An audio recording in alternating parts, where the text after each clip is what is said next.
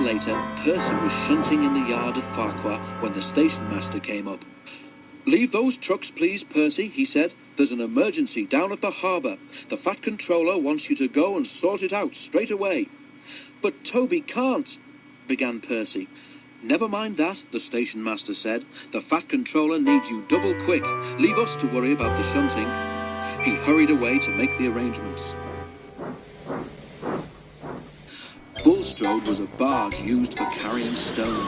He was a disagreeable barge.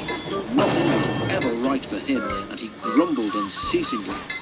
Trucks grumbled too, but they went a patch on Bulstrode. Come on, shouted Bulstrode rudely one morning. "Why aren't you trucks where you should be? How can I be loaded if you dawdle about up there, eh?" "There's no engine, and we can only go where we're put," retorted the trucks crossly. "You're in the wrong place, not us." They argued for some time, but it made no difference. Bulstrode was in the wrong place, and he was not due to leave until the next day, but he wasn't going to let a little thing like that stop him complaining. When Percy arrived, Bulstrode was sulking, and the trucks were annoyed with him. "Our stone is for Bulstrode," they said. "Please put us into the siding so that we can load him up and be rid of him as soon as possible."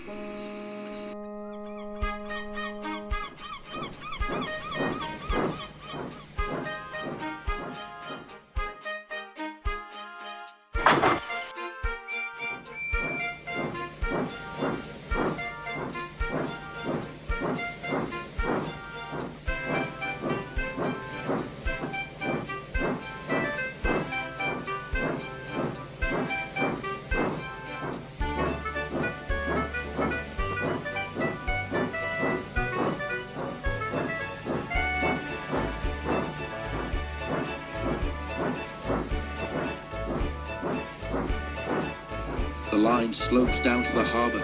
Percy pulled the trucks a little way up the hill, clear of the points. As he stopped, one of the truck's brakes slipped on.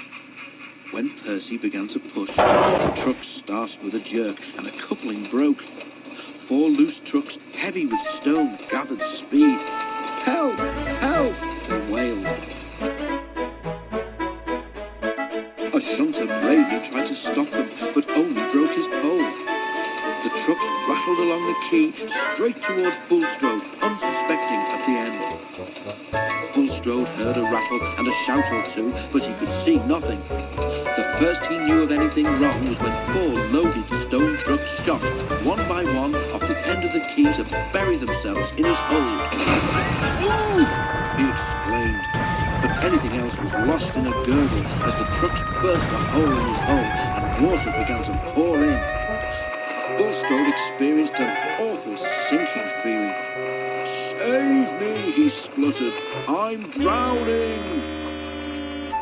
But Bulstrode didn't drown. As chance would have it, the tide was out, so he did not go right under the water.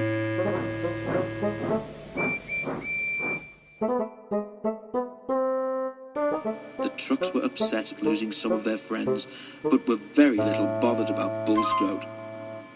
"Nothing but a nuisance he was," they said to each other, "always barging in and moaning about not being loaded fast enough."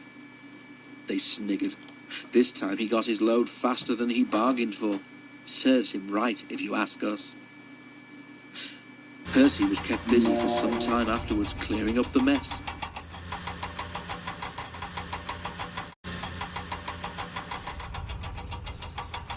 When the remains of the trucks had been lifted out of the water, he took them to the scrapyard while workmen rescued what stone they could.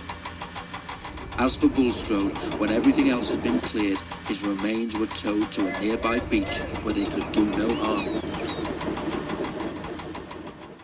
Now children play happily among the wreckage. If Bulstrode is still grumbling, as I expect he is, the children take no notice.